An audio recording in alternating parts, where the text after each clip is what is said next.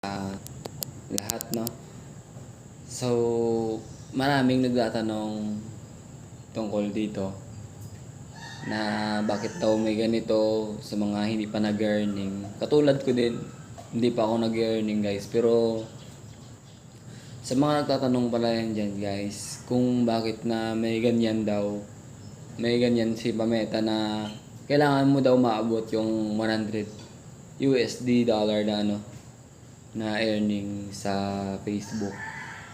Kasi yung pinapahiwatig ni Meta guys na kailangan mo i-post lahat ng nandyan sa content monetization, stars.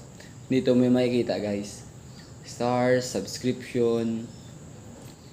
Sa content monetization guys, yung picture post, yung text post, yung long form na video, reels, tsaka stories.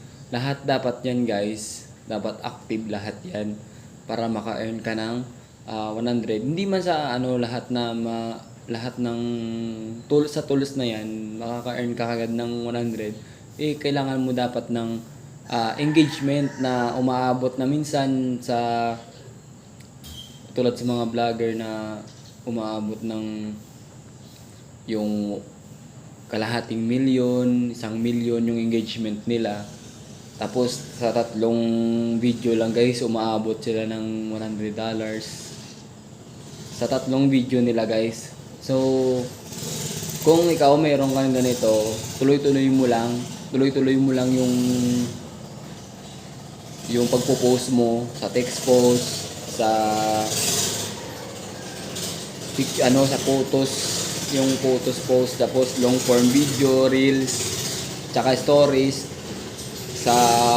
Minsan hindi tayo nabibigyan ng stars pero tuloy-tuloy mo lang yung pagpo-post guys. Yung subscription naman, given na yan sa mga example sa mga friend mo or sa mga followers mo na yung lagi na susubaybayan yung yung mga video mo.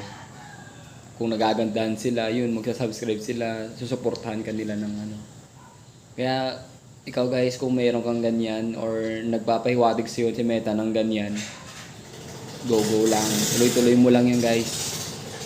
Thank you.